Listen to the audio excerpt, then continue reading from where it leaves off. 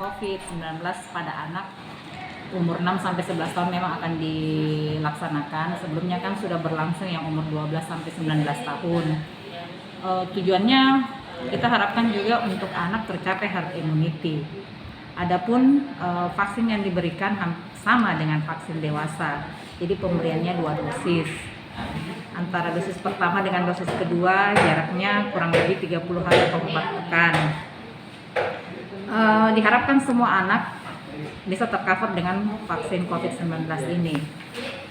Ikatan Dokter Anak Indonesia merekomendasikan untuk vaksin Sinovac anak umur 6 sampai 11 tahun ya.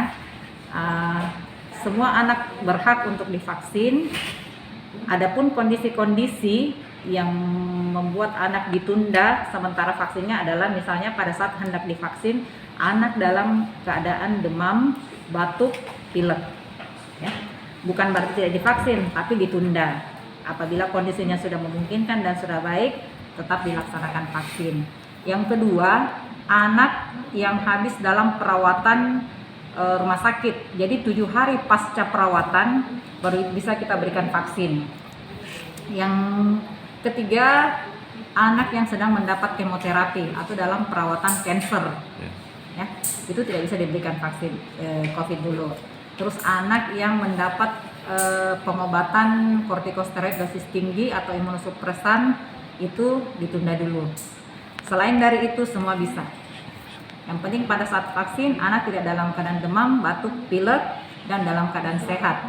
Itu akan di screening kembali oleh tim vaksin sebelum dilakukan penyuntikan. Adapun misalnya di vaksin ya, efek samping akan timbul. Sebenarnya ada 2, efek lokal, reaksi lokal dengan namanya reaksi sistemik. Reaksi lokal sama dengan vaksin-vaksin anak pada umumnya, seperti DPT, hepatitis B, campak, kemerahan dan nyeri bekas suntikan. Kan rata-rata misalnya anak habis vaksin DPT, misalnya ada bengkak di bekas suntikan, ada kemerahan di bekas suntikan, terus kadang ada demam, tapi demamnya biasanya turun 1 sampai 2 hari. Itu tidak jadi masalah, itu namanya reaksi lokal.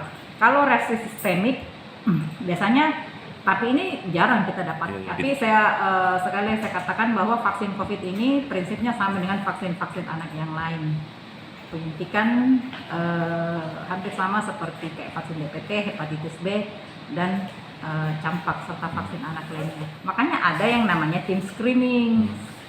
Jadi pada saat sebelum divaksin tetap harus diperiksa suhunya. Jadi pada saat demam nggak boleh divaksin. COVID. Iya. Kalau COVID anak rata-rata penyakit pada anak rata-rata dia ditularkan. Dia dapat dari orang sekitarnya. Kita tahu sendiri kan anak mobilisasinya tidak banyak, tidak tinggi. Jadi pasti dia biasanya sih dia dapat dari orang-orang sekitarnya, apakah keluarga yang datang berkunjung atau orang tua yang membawa anaknya ke tempat-tempat keramaian. Karena insiden terjadinya COVID pada anak cukup tinggi. Data Kemenkes dan IDAI per 3 Januari 2022 ada 10,2% jumlah kasus COVID pada anak dari jumlah total kasus. Dan kurang lebih 2% jumlah kematian COVID pada anak dari seluruh jumlah total kasus.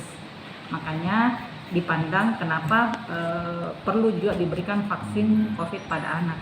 Jadi himbauan saya kepada orang tua anak untuk tidak ragu dilaksanakannya atau diberikan vaksin COVID ini sepanjang kondisi anak dalam keadaan baik. Adapun misalnya ada penyakit-penyakit penyerta atau penyakit-penyakit komorbid selain di luar dari yang disebutkan tadi, itu bisa sepanjang anaknya tidak dalam keadaan demam, batuk, pilek pada saat itu. Nah, karena sekali lagi saya katakan prinsip vaksin COVID hampir sama dengan vaksin-vaksin anak sebelumnya. Anak kan sudah mendapatkan vaksinasi atau imunisasi dari umur 0 hari, 7 hari, 2 bulan, 3 bulan, 4 bulan. Nah, karena ini vaksin baru, kan jadi mungkin agak baru bagi orang tua anak.